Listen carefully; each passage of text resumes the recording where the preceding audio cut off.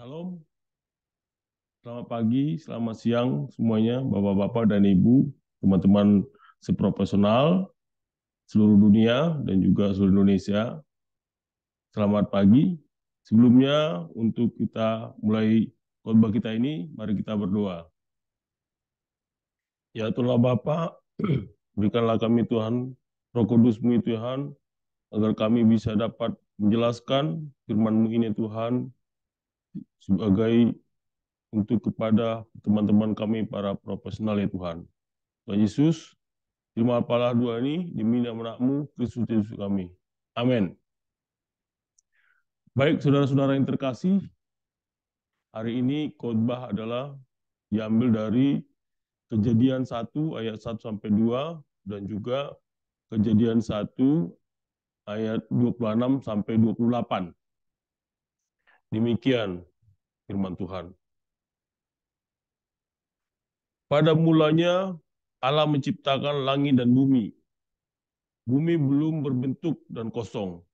Gelap gulita menutupi samudra raya, dan roh Allah melayang-layang di atas permukaan air.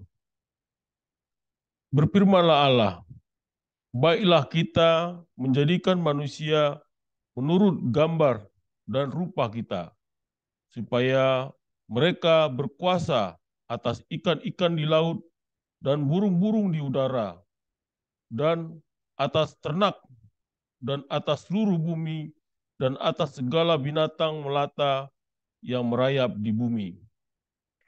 Maka Allah menciptakan manusia itu menurut gambarnya. Menurut gambar Allah diciptakannya dia. Laki-laki dan perempuan diciptakannya mereka. Allah memberkati mereka. Lalu Allah berfirman kepada mereka, beranak cuculah dan bertambah banyak. Penuhilah bumi dan taklukkanlah itu. Berkuasalah atas ikan-ikan di laut dan burung-burung di udara dan di atas segala binatang yang merayap di bumi. Demikianlah firman Tuhan, berbahagialah orang yang mendengarkannya dan memeliharanya. Saudara-saudara yang terkasih dalam nama Tuhan Yesus, kita selalu bertanya, siapa kita sebenarnya? Lalu juga kadang-kadang kita bertanya, kenapa Tuhan menciptakan saya? Di lain waktu kita juga bertanya, apakah yang saya kerjakan sekarang ini sebagai profesional dan juga sebagai pimpinan perusahaan adalah kehendak saya atau kehendak Tuhan? Atau juga kita suka bertanya, apa yang harus saya perbuat agar sesuai dengan kehendak Allah? Saudara-saudara yang terkasih di dalam nama Tuhan Yesus Kristus, bahwa di sini jelas firman Tuhan menjelaskan kepada kita, terutama di Kejadian 1 ayat 26, bahwa manusia diciptakan menurut gambar dan rupa Allah. Sebagaimana tertulis di dalam Roma 8 ayat 29, disebutkan bahwa Roma 8 ayat 29, baik saya bacakan di sini, sebab semua orang yang dipilihnya dari semula, mereka juga ditentukannya dari semula untuk menjadi serupa dengan gambar anaknya, supaya ia, anaknya itu menjadi sulung di antara banyak saudaranya. Demikianlah tadi tambahan dari Roma 8 menjelaskan kita bahwa kita benar-benar manusia yang diciptakan sekarang ini adalah serupa dan segambar dengan Tuhan. Hal ini menegaskan bahwa sebagai manusia, sebagai profesional dan pimpinan perusahaan, memiliki nilai dan martabat, serta memiliki potensi untuk berkontribusi kepada dunia itu. Yaitu adalah satu, kita perlu tanggung jawab sebagai pengelola. Di dalam ayat ini, ayat 26 ini disebutkan bahwa ayat ini kita menggambarkan manusia sebagai pengelola dan ciptaan Allah yang menjadi lingkungan, sumber daya, dan orang-orang di sekitar kita. Bapak dan Ibu sebagai para profesional pimpinan perusahaan tentu dapat melihat hal ini sebagai pengelola yang bertanggung jawab atas keberlanjutan, keadilan, dan kesejahteraan organisasi dan komunikasi komunitas yang mereka pimpin. Kedua, di dalam ayat 26 ini kita dijelaskan adanya kolaborasi dan kerja tim. Kita akan melihat di sini ada kata kita.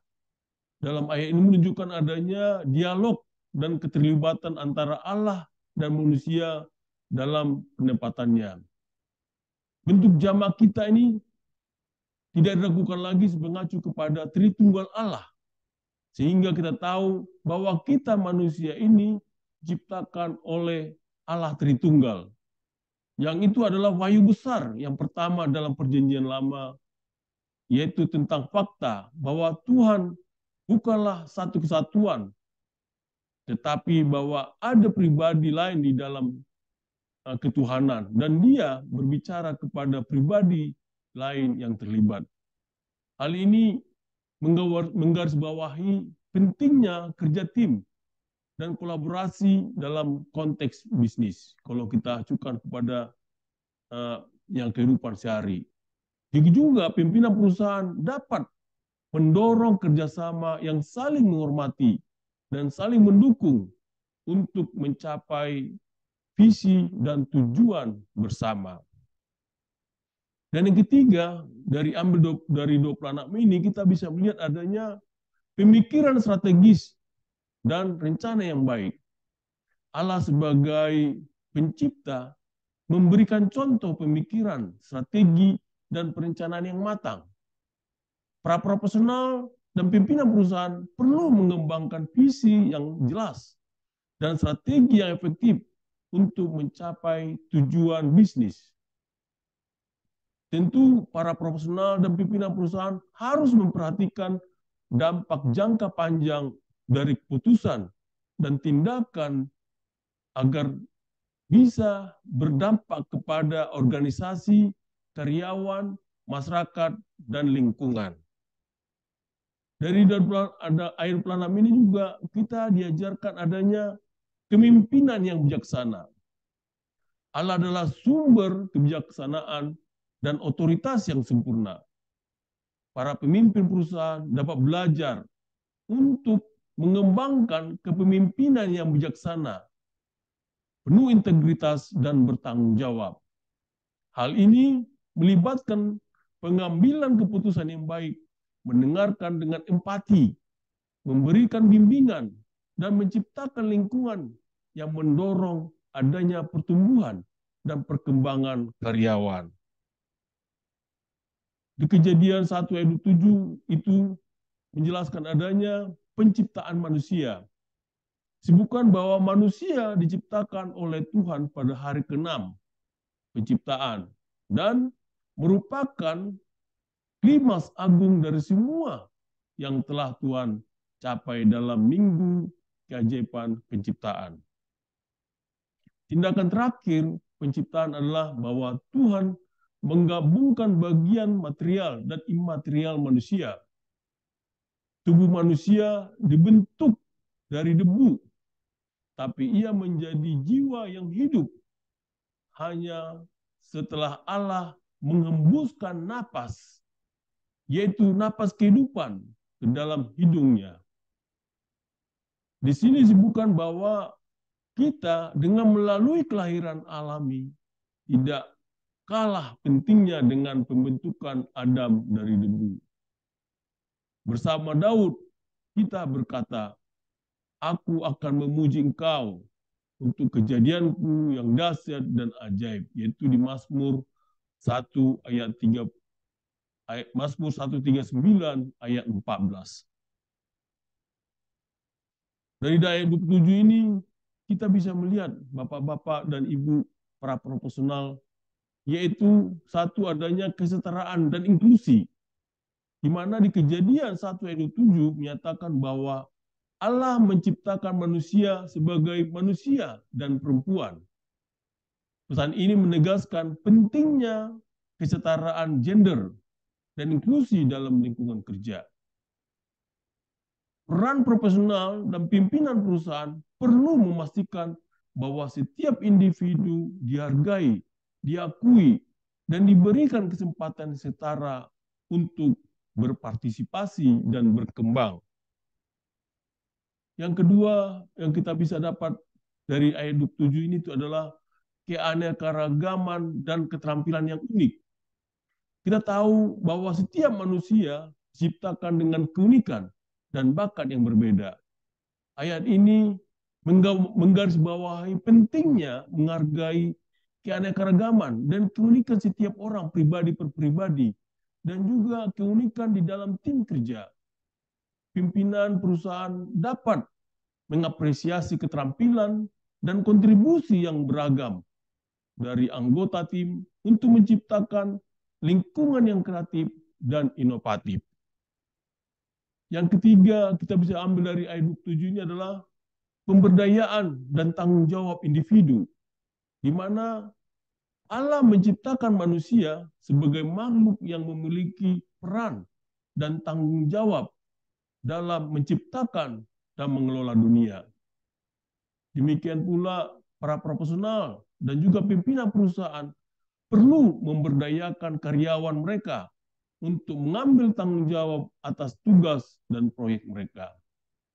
Dan juga memberikan ruang bagi inisiatif individu agar dapat mendorong pertumbuhan kreativitas dan juga kepuasan kerja.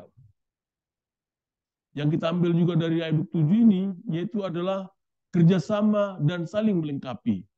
Ayat ini juga menekankan bahwa Allah menciptakan manusia sebagai gambarnya. Ini menggarisbawahi pentingnya kerjasama dan saling melengkapi di antara anggota tim dalam mencapai tujuan bersama. Para profesional dan juga para pimpinan perusahaan perlu mendorong kolaborasi, komunikasi yang efektif, dan tim yang solid untuk mengoptimalkan kinerja dan juga pencapaian. Yang kelima yang kita bisa ambil dari ayat 27 ini adalah menghargai nilai-nilai manusiawi. Di Kejadian 27 ini mengingatkan kita bahwa setiap manusia mencerminkan gambar Allah. Ini menyiratkan pentingnya menghargai nilai-nilai, yaitu nilai-nilai dasar seperti martabat, etika, empati, dan keadilan dalam hubungan di tempat kerja. Sehingga bapak-bapak sebagai pimpinan dan juga sebagai profesional agar dapat menciptakan budaya yang mempromosikan nilai-nilai kemanusiawi dan juga memastikan bahwa keputusan dan tindakan didasarkan pada prinsip-prinsip yang membawa manfaat bagi semua pihak yang terlibat. Di ayat 28 ini kita bisa melihat itu adalah mengenai perjanjian edemik, yaitu memperlihatkan bahwa adanya dispensasi pertama, yaitu adanya kepolosan, yaitu yang diatur di dalam perjanjian Eden. Di bawah perjanjian ini ada memiliki 6 kewajiban, yaitu adalah memenuhi bumi dengan anak-anak, yaitu di ayat 28, dan juga memanfaatkan alam untuk kebutuhan fisiknya, termasuk makanan dan juga tempat tinggal, yaitu di ayat 28, dan juga menguasai kehidupan binatang, yaitu di ayat 28, dan juga makan buah dan sayur, yaitu di ayat 29, dan juga bekerja untuk makanannya, yaitu di Kejadian 2 ayat 15. Dan yang terakhir adalah menaati Tuhan dengan tidak memakan buah terlarang. Hari ini jelas disebutkan di dalam Kejadian 3 ayat 15 bahwa kegagalan Adam adalah di bawah perjanjian ini mengakibatkan adanya Adam diusir dari taman Eden, dan jatuhnya umat manusia dari keadaan tidak bersalah ke dalam kondisi yang dicirikan oleh dosa tadi. Saudara-saudara yang terkasih di dalam nama Tuhan Yesus, di dalam ayat 28 ini ada beberapa hal yang kita lihat, yaitu yang pertama adalah pemberian tanggung jawab dan otoritas. Bapak-bapak yang terkasih dalam nama Tuhan Yesus, di dalam 28 ini, yaitu adanya dicatat perintah Allah kepada manusia, yaitu untuk beranak cucu dan memperbanyak diri, mengisi bumi dan menundukkan bumi itu. Di sini kita sebagai para profesional dan juga para pimpinan diberi kuasa untuk menundukkan bumi ini dengan keahlian kita, dengan keterampilan kita yang kita ada. Dan ini menegaskan pentingnya memberikan tanggung jawab, wewenang, dan otoritas kepada para profesional dan pimpinan perusahaan untuk mengembangkan potensi dan mencapai tujuan organisasi. Yang kedua yang kita dapat petik dari ayat 28 ini adalah pengelolaan sumber daya dan keberlanjutan.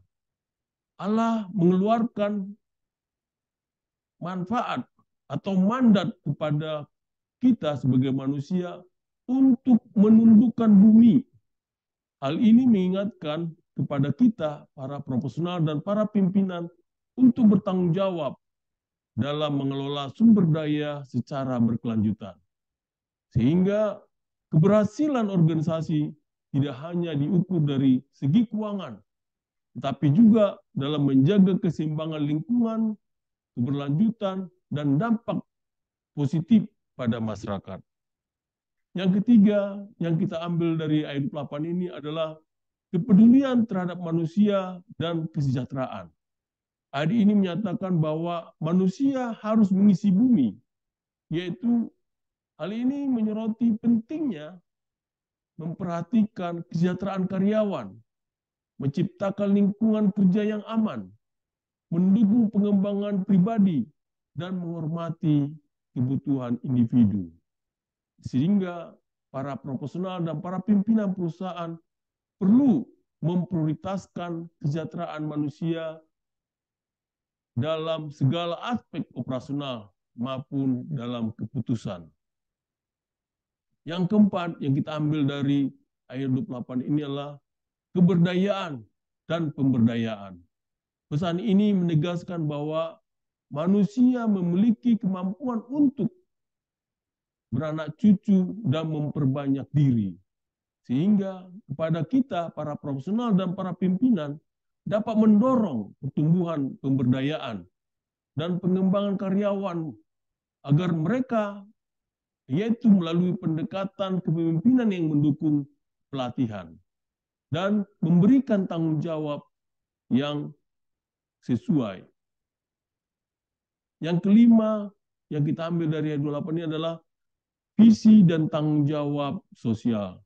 Di mana di Kejadian 28 ini, 1 ayat 28 ini, mengisyaratkan bahwa perintah itu diberikan secara kolektif kepada manusia. Hal ini menggarisbawahi pentingnya memiliki visi yang lebih besar daripada kepentingan pribadi dan organisasi tersendiri. Sehingga Bapak dan Ibu sebagai para profesional dan juga sebagai pimpinan perusahaan dapat mendorong budaya kerja yang bertanggung jawab terhadap sosial, yaitu dengan mengintegrasikan nilai-nilai etis dan juga berkontribusi pada kebaikan yang lebih luas dalam masyarakat. Saudara-saudara yang terkasih dalam nama Tuhan Yesus Kristus, kita sebagai profesional dan juga pimpinan perusahaan telah diingatkan dalam firman Tuhan, yaitu dari Kejadian 1 ayat 1 sampai 2 dan juga di Kejadian 26 sampai 28, bahwa kita adalah sebagai representasi Allah untuk mewujudkan firman-Nya sebagai manusia yang segambar dan serupa dengan Allah yang diciptakan oleh Allah Tritunggal. Marilah kita sebagai profesional dan pimpinan perusahaan tidak menyanyiakan hal ini, menyanyiakan mandat yang Tuhan berikan kepada kita sebagai manusia yang diciptakan oleh Allah Tritunggal. Terima kasih. Mari kita berdoa. Tuhan Allah Bapa, kami sudah mendengarkan ya Tuhan, firman-Mu ini Tuhan. Ajari kami Tuhan, supaya kami dapat memberikan dan melaksanakan mandat yang telah Kau berikan kepada kami Tuhan sebagai manusia ya Tuhan, untuk menguasai bumi ini ya Tuhan. Ya Tuhan Bapa, ajari kami Tuhan, agar Roh Kudus-Mu itu memberikan kekuatan buat kami untuk dapat melaksanakan mandat yang telah Kau berikan.